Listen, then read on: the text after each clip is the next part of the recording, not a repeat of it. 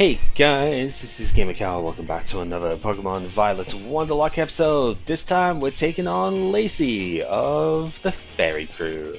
So, yeah, I decided on this one because I think I might need the extra levels on the lead Corviknight that we will have for this one to take on Amorous just a little bit easier. And I'm pretty sure either way round we should be fine for level cap reasons. Corviknight is kind of important for both of these fights to ensure as few losses as possible, so we will definitely take this one on first. Now, unlike the previous two, we do not have to do any battles whatsoever in this one. You technically could have to do battles in this one if you're bad at quizzes, but for the most part, we should be fine with this one.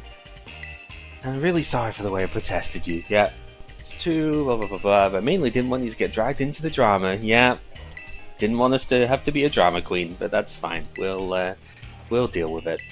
So yeah, she has 5 questions about Pokemon. If you can answer them correctly, you'll pass, and that's what we're doing. So yeah, get the questions right, and you're fine. Get them wrong, and you will have to do battles. Apparently, I have never seen that because even when I've gotten the one wrong, it's like giving us a second chance for it. The only one I did get wrong, so yeah. Anyway, no, it's not everyone's favorite Pokemon. I'm sorry. I love a little pointy thing though. Just yeah. So you're supposed to like say, where is the electricity stored? So it's like, do you know a little bit about the Pokédex stuff with these? So, yep. It's the obvious one. It's a little cute. Pikachu's not even in the terrarium, so like, where did he come from? This is the one I always seem to get wrong for whatever reason. I always thought it was just the thing. Even on the darkest night, it's able to use a certain part of its body like a radar. For some reason, I always just thought it was the antenna. I forgot that it's the eyes is the thing with it here. So that's all that we need to do is hover over the eyes, and it's like, yay! Bednat is kind of cute, I'm not gonna lie. It's more adorable. Uh-huh. It has a lot of eyes, that's for sure, just like a lot of most bugs do. Anyway, here's Sinistea, another Pokemon that I don't think is in the... No, Sinistea is in the terrarium, actually. Because it's in the canyon biome, so, yeah.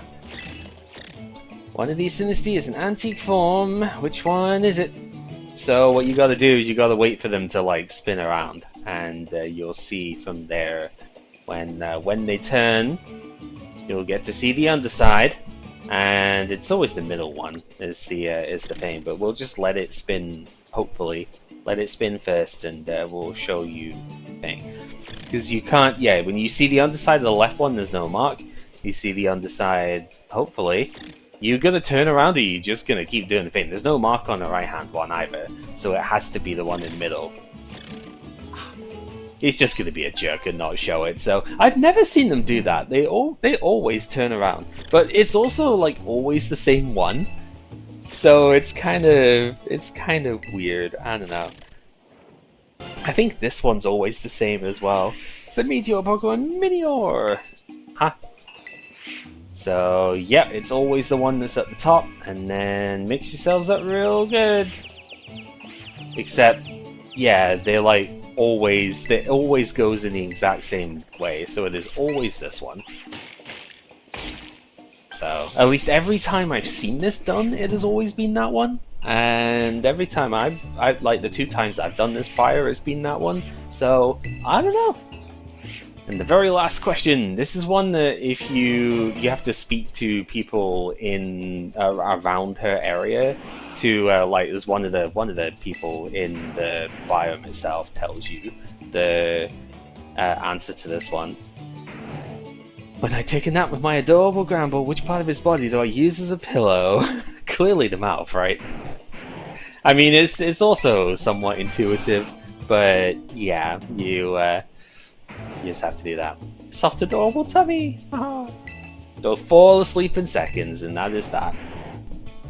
So, yay, we pass. Woo!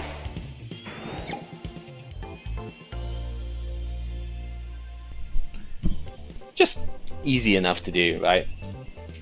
And we head back down, because now we have to do the fight proper. And if you thought setup was done, this fight kind of necessitated it, I'll be honest.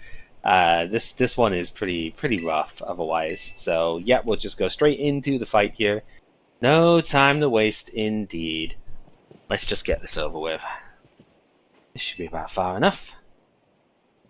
Is that? Yep, I'm Lacey of the Elite Four. Didn't really expect to get a challenge in you. Yeah, I mean we do, but we also belong to this place now. So yeah, mostly use fairy types. Nothing like adorable pink fairy, right? Except like none of the ones you use are. Oh, well, no, that's not. There's like one that you use that's pink. Yeah, poison and steel are the weaknesses, but we already know that. Yeah, so nothing is held back, huh? Because cuteness is real strength. See, I like this lady. She knows what's up. Anyway, she is also probably the hardest of the four in general. Whimsicott Gramble being the opener. Whimsicott in general is quite a difficult one to deal with, right? Because it does have Pranks to Tailwind. It also has a Focus Sash, so you can't just like out priority kill it with say Talonflame. And if you try that, then Gramble's probably going to be an issue. Now, thankfully, we have Mirror Armor available, so we do have some good starting power to work with here. And she seems to prioritize Light Screen over Tailwind on turn 1, which is helpful for me for sure. So our goal here is to set up 4, maybe 5 if we have to, but like 4 Quiver Dances and just like Sludge Wave her entire team is the general idea. So long as she doesn't overly hit the Venomoth, which she does go for it turn 1, is kind of annoying. Oh, that's bad. Okay. So now we don't get healing off of this, huh? 10% burn chance on turn 1, you jerk. Yikes. Okay, this is going to be a lot harder than I thought it would be then. Negating leftovers with the burn, or the black sludge with the burn, honestly completely destroys this entire setup now. Oh, and that's also kind of annoying. That's the problem, I guess, with using stuff like Protect, is that you don't know exactly where the moves are going to hit. So yeah, this suddenly got a lot more dangerous, because now I can't set up on the stuff.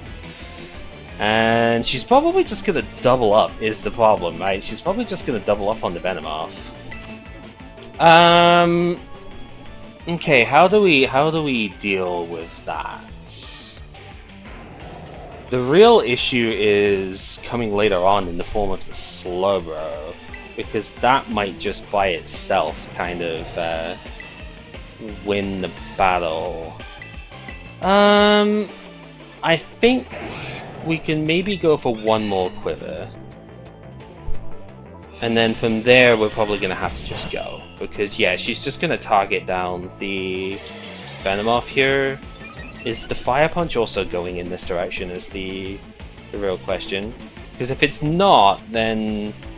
No, but it is. That's just the problem. Oh my god, and she just takes it out with not even a crit. That burn just completely destroyed the entire game plan. Uh-oh. Okay, so we didn't even get a single hit off with a Venomoth because of the burn there. Right then, what can we do instead? Honestly, nothing. To be honest, there is no viable second option here. Because yeah, that was the only thing that could stand up. All right, well, let's just try and set Corviknight up. I guess that's the only alternative option. We do have Stomping Tantrum to worry about here. I'm gonna protect. Am I gonna protect? What's the turn count on Tailwind? 2 turns, right? Yeah, I think I'm gonna protect this turn. No, I could just fake out. Yeah, we'll just fake out the Gramble here. And then next turn we'll protect. Why'd you have to land that kind of hit? That's just not right. You know, why'd you have to land the 10% burn on turn 1? That's also just not right. Ever thought about that one, Lacey? Ay ay ay. Anyway, yeah, I think Corviknight can still do this.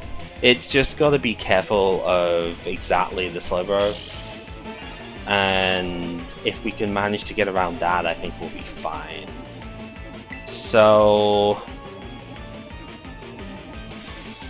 we could still get doubled up on. I should probably double protect this turn.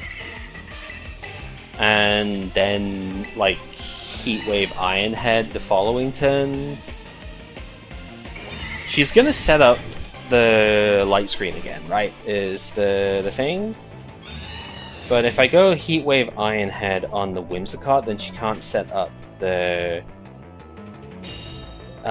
what's its face? She can't set up the Tailwind as well. So we just have to work on the light screen at that point. I think that'll be okay. So Corviknight is set to what, +4 or something at this point? Or is it +3? Let's have a look see. It's at +3. Okay, so still a bit awkward, but I think we'll be okay. Light screen comes on in here. We will have our Heat Wave come on out. It does miss the Whimsicott. That's really bad because of Focus Stash. Oh my god, we're getting extremely unlucky in this fight so far. It's a rock solid strategy to go after weakness. Indeed it is. Which is why Stomping Tantrum is going to be a problem here, right? Yeah, this is absolute worst case scenario on everything right now. What do we do from here?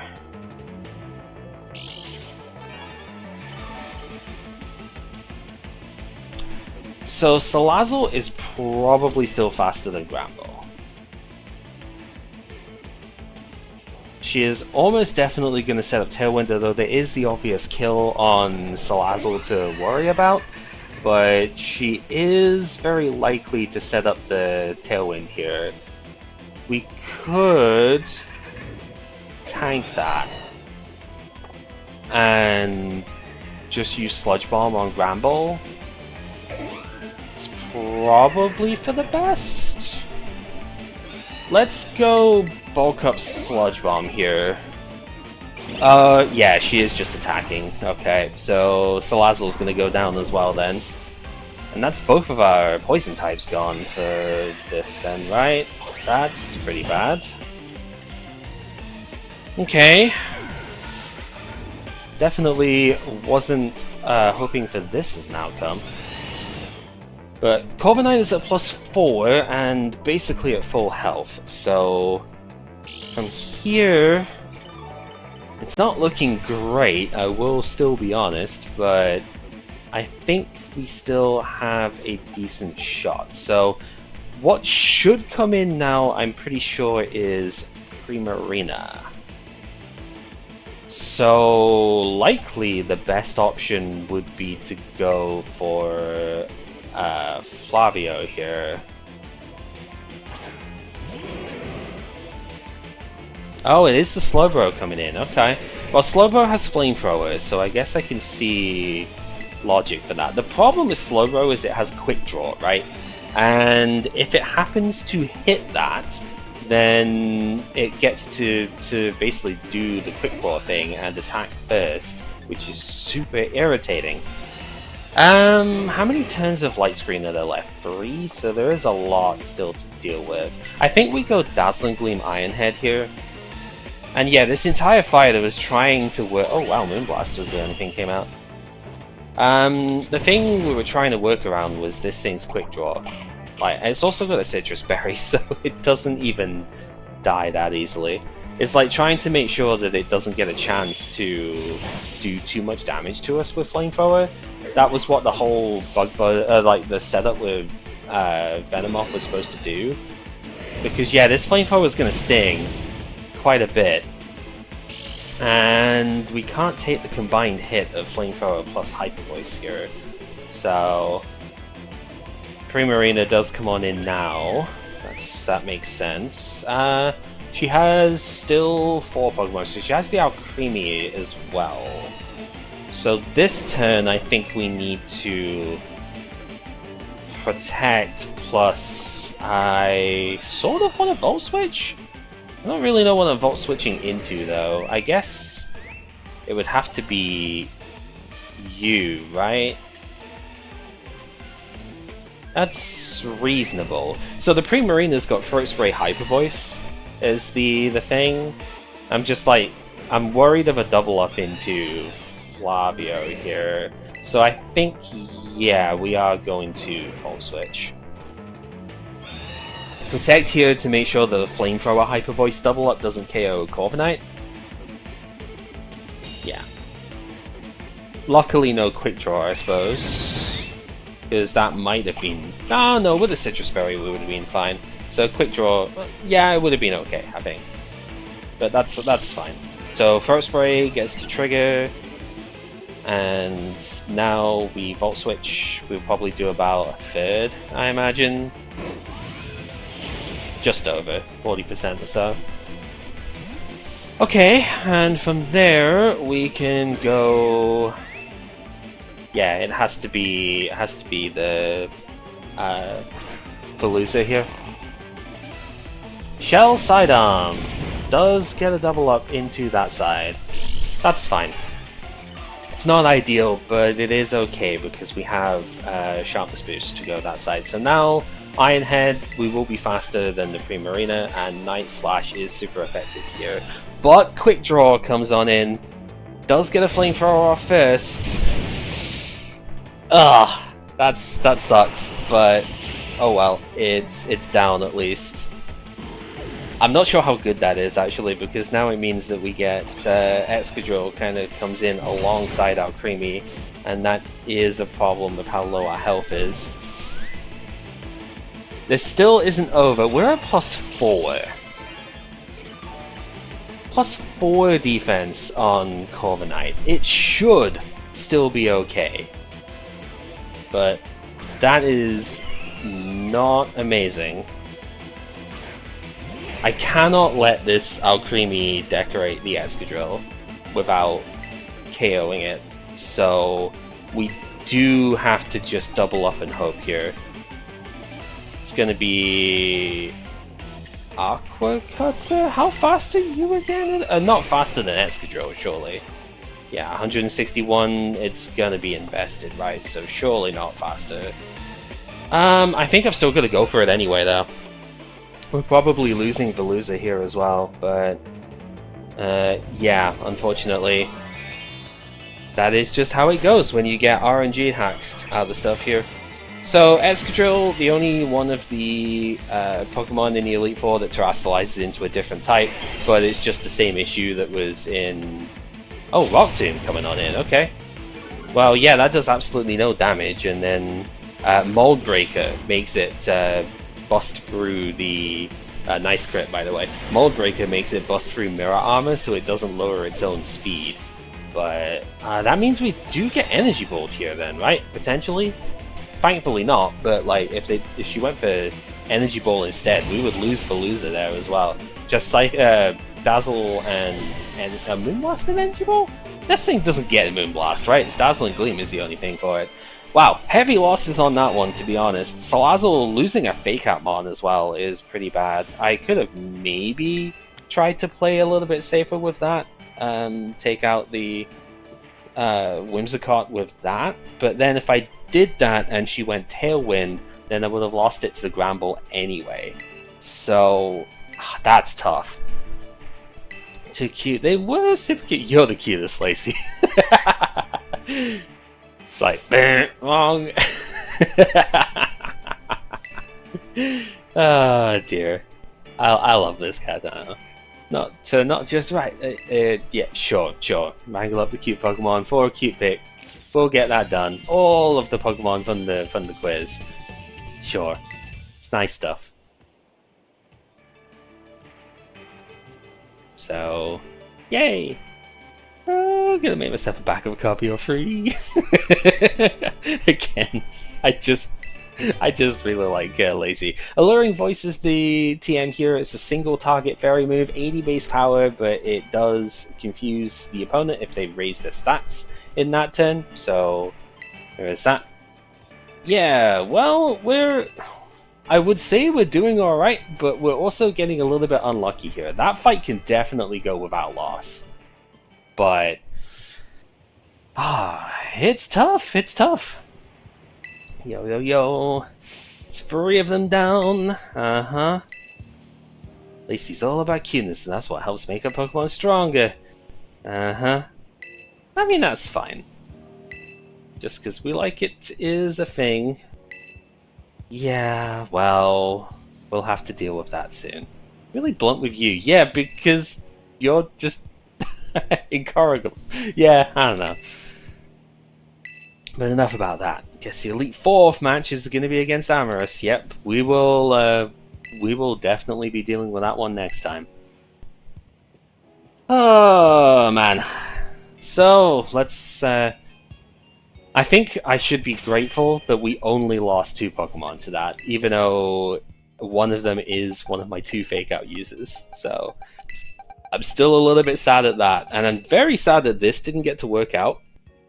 Especially because it was like the shiny one too. It was so cool. But like Sludge Wave would have done massive work in that entire fight. I am definitely not happy that that didn't work. But you know, as they would say, sucks to suck.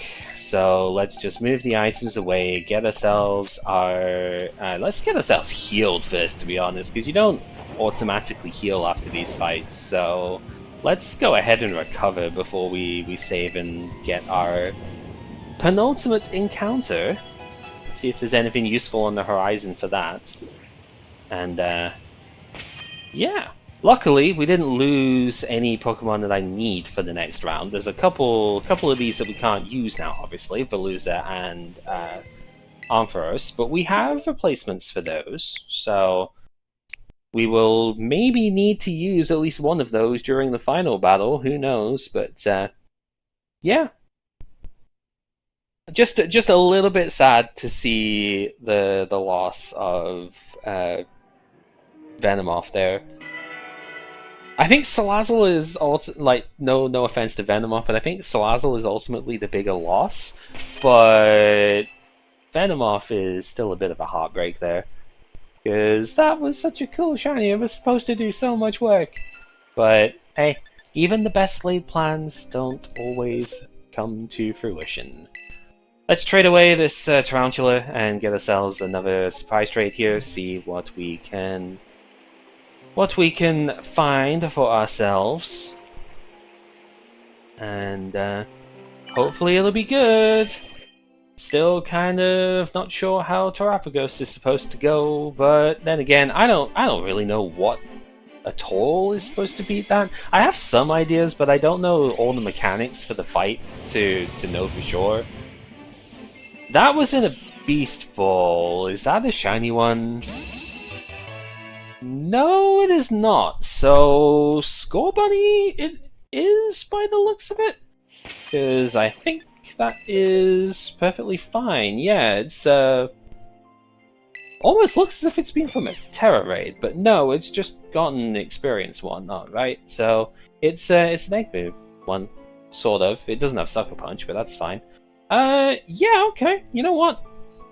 I was wondering where all the starters were, right? And well, here's one of them. Kind of cool to see it in the Beast Ball, actually. I don't remember what my score button. I've got so many of the I've got so many Cinderace as it is. I don't remember what my Pokeball situation is for them. I might actually breed with that, just because catching that in the Beast Ball is unusual.